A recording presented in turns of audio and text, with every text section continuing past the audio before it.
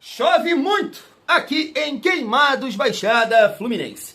No momento que eu estou gravando esse vídeo, 3h09 da tarde, boa tarde, uma excelente terça-feira, um dia abençoado para todos nós. Esse vídeo, família, é um vídeo resenha, mas claro que vamos falar muito aqui sobre o confronto de amanhã contra o Coritiba. A gente tem aqui informações sobre o Marino, Cuiabano. Mas é isso, a gente tem que tentar pontuar, vencer, né, o Coritiba e conquistar a nossa primeira vitória fora de casa. Nesse sentido, eu quero até trazer aqui um corte do Elias Júnior, porque alguém precisa ajudar esse homem. Sobrou até para o Renato Gaúcho, o nosso treinador. Alguém precisa ajudar esse homem. E, Thiagão, por que um vídeo resenha? Porque a gente vai falar aqui sobre os nossos rivais. Tem um vídeo aqui muito bacana para a gente passar, questionando o Maurinho em relação ao banco que está devendo, sei lá, 6 bilhões e mesmo assim renova o patrocínio com o Flamengo. Vamos falar aqui também sobre o John Textor, que agora há pouco deu uma declaração dizendo isso aqui não é Vasco. Ufa, que alívio. E além disso, família, vamos falar também sobre o Flu-C. Bem rápido nesse sentido, porque você sabe que você torce para um time que se preocupa com o seu rival? Você, o vascaíno que compareceu ao Maracanã naquela virada histórica, os jogadores do Vasco, o Vasco, diretoria, vocês contribuíram com os torcedores do Flu-C. É isso, Thiagão, que loucura. Família, vem cá que eu te conto. Vem cá. Ó, você ajudou, você vai dar ingresso, você vai dar transporte, você vai dar alimentação, guaravita, salgado. Você pode escolher entre pizza e salgado. Chega aí que eu te conto, família vascaína. É muito bom torcer pro Vasco. O Vasco, olha, é um time caridoso. Você torce para um time caridoso. Isso não dá uma alegria, não dá uma satisfação no seu coração? É isso, família. Vamos lá, deixa o like, comenta, hypa o vídeo para fortalecer o trabalho do Thiagão. Vamos seguir a nossa resenha. Eu prefiro primeiro comentar sobre isso, depois eu passo aqui os dois cortes que eu separei. Família, eu estava acompanhando, né, numa outra rede social, aí eu vou passando, né, para ver se eu acho alguma coisa interessante pra gente falar aqui. E apareceu André do Sentimento Tricolor, contando que os 3.000 torcedores que compareceram ao Maracanã, família do céu, vão ganhar um ingresso. Claro, você tem que ser sócio do Flu-C e tal, vão ganhar um ingresso. Os 3.000 que compareceram lá no Maracanã vão ganhar o ingresso para o jogo contra o Corinthians. Depois a galera quer zoar o Vasco. Depois a galera quer zoar o Vascaíno. Cara, tem uma... Eu não sei a idade dela, eu não posso falar aqui que é uma senhora, tal, não sei. Mas ela sempre comenta aqui, eu acho que é Célia, é o nome dela. Ela torce pro Flu-C e ela tá sempre comentando aqui. Eu gostaria da opinião dela. Isso não é constrangedor? Eu gostaria da sua opinião, torcedor do Flu-C, que aparece aqui, tem, né? Isso não é constrangedor? Porque assim, o Vasco acabou contribuindo com vocês. Porque eu tenho certeza absoluta que se o resultado fosse 2-0 para o Fluminense, isso aqui não aconteceria.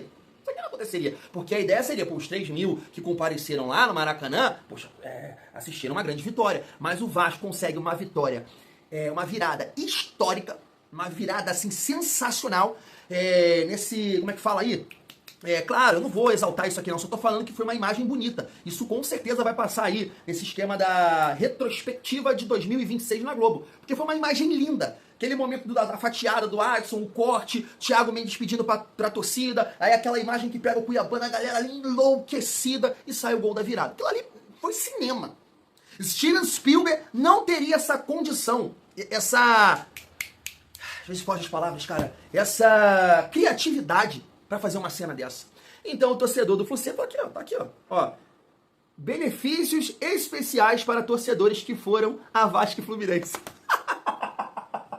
Vão ganhar ingresso, transporte, Uber, pega em casa e leva no Maracanã, e o lanche, Guaravita, açaí camp, salgado. Ah, gente, depois vocês querem zoar o Vasco. Pô, isso aqui é constrangedor, faça-me um favor. Eu ri muito disso aqui, cara. E o André do Sentimento Tricolor exaltando, falando, poxa, que ideia maravilhosa da diretoria. Poxa, gente, isso é constrangedor. Eu quero um torcedor do Flu-C pra assumir isso aqui. Por favor, assuma que isso aqui é constrangedor. Isso aqui é constrangedor. Sabe por quê? Porque no Maracanã, naquele dia, o Fluminense não tava brigando pra não cair. O Fluminense não tá fazendo vergonha no Campeonato Brasileiro. O Fluminense ganhando o Vasco poderia até, eu acho que, assumir a liderança do Campeonato Brasileiro. E aí toma uma virada e o Vasco contribui com esses 3.000 torcedores. Uber, ingresso e lanche. Você torce para o... Acho que é você, Vascaíno. Você torce para um time caridoso. Bata no peito. Exalte. Exale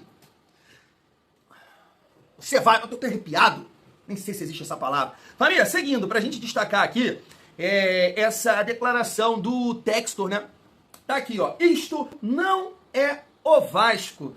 Olha ele. Vamos lá para essa declaração. Isto não é o Vasco.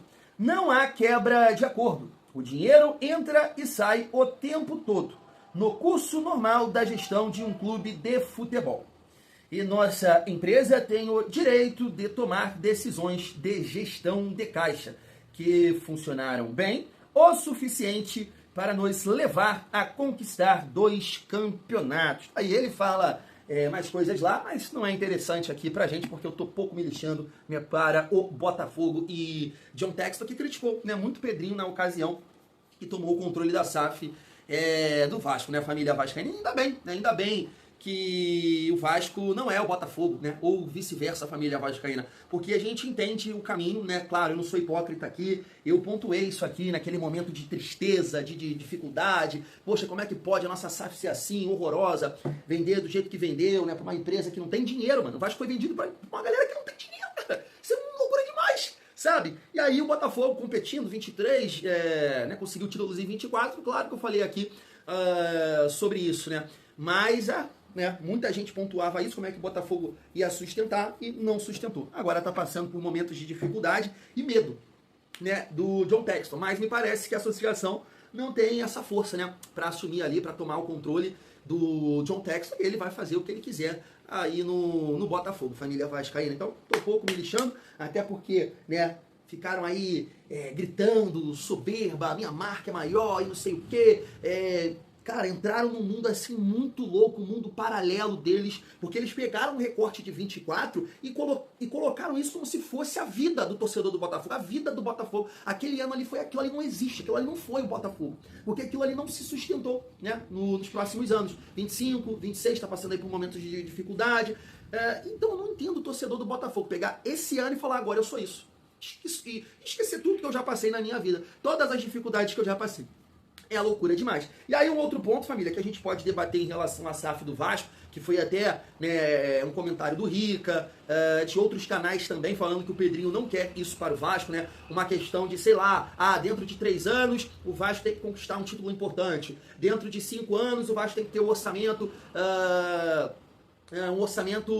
entre os 5 maiores, e isso acaba, né, você tendo que colocar um dinheiro que, sei lá, você não tem, seu clube não está estruturado para manter isso, e aí acaba dando merda, né?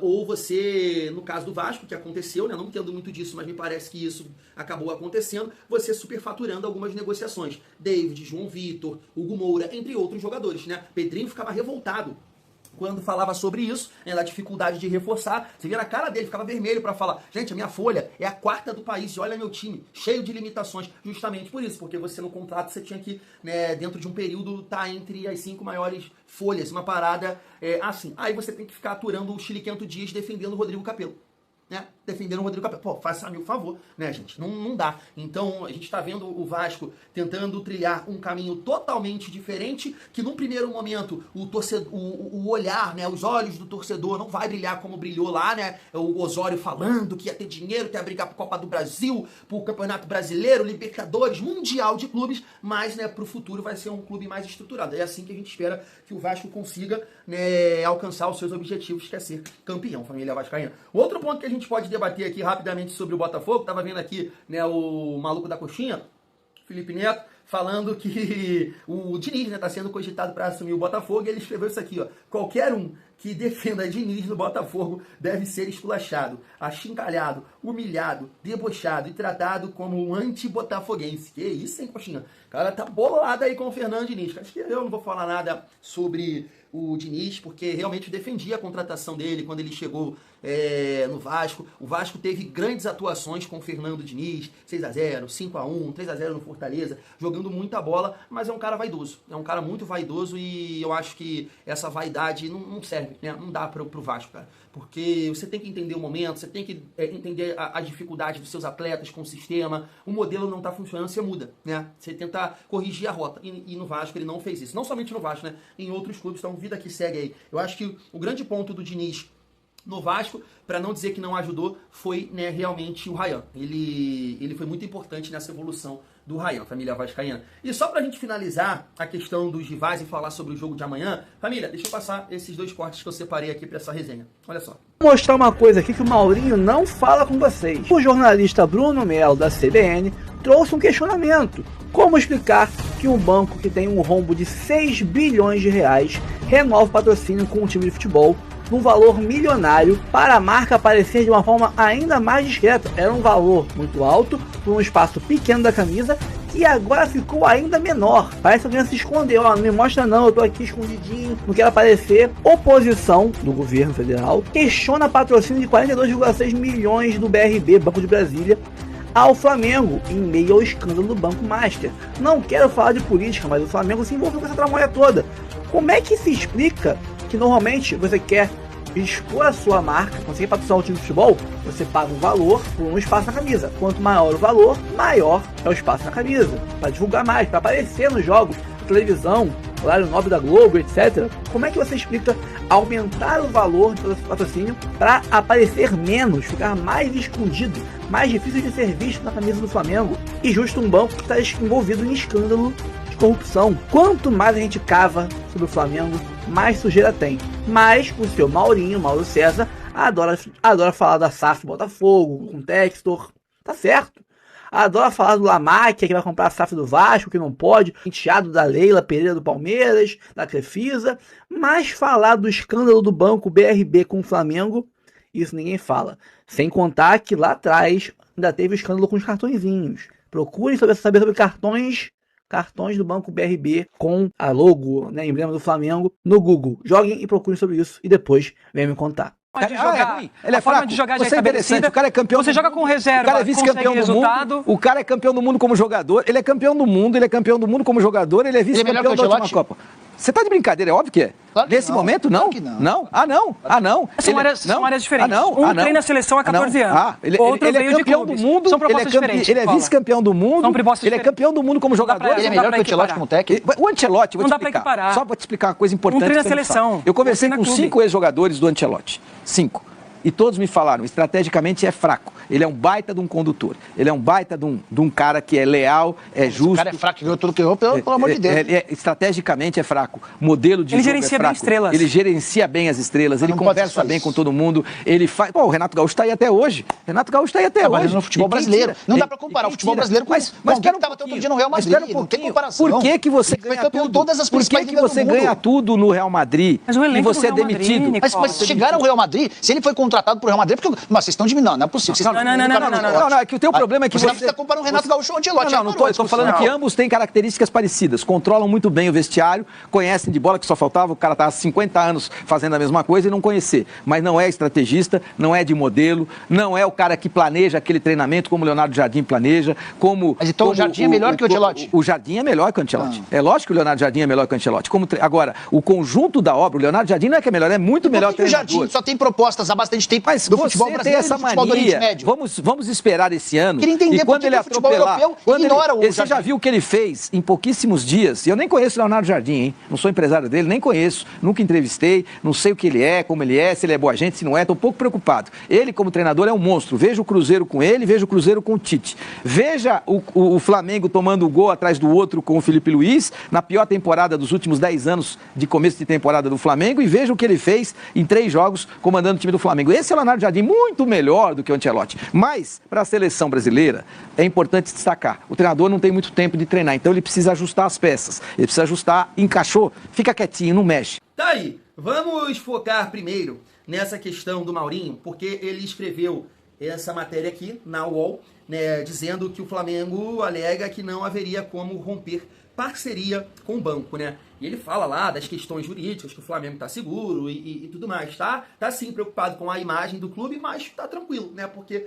né, juridicamente falando, o Flamengo entende que não vai ter nenhum prejuízo, né, alguma coisa nesse sentido. Isso me chamou a atenção, eu não li aqui a matéria, a opinião dele, não sei se ele vai falar isso no canal, na UOL, nos programas que ele participa, mas me parece que é uma questão de moral, né? Ele fala muito isso da recuperação judicial do Vasco, cita o Valdir quase que o tempo inteiro, né, falando que, beleza, na questão jurídica, passa, né? O Vasco realmente pode contratar e tudo mais, mas isso não é, o Vasco não está sendo correto, né? Tá faltando aí moral pro Vasco, nesse sentido, porque deve o cara e tá gastando dinheiro, né, com jogadores, não faz sentido nenhum. Então é o mesmo questionamento que eu faço aqui, né? Juridicamente falando, beleza, pode, né, não ter nenhum problema para o Flamengo, mas um banco que está envolvido aí num escândalo de corrupção, 6 bilhões de dívida, aumenta o patrocínio para 40 e poucos milhões.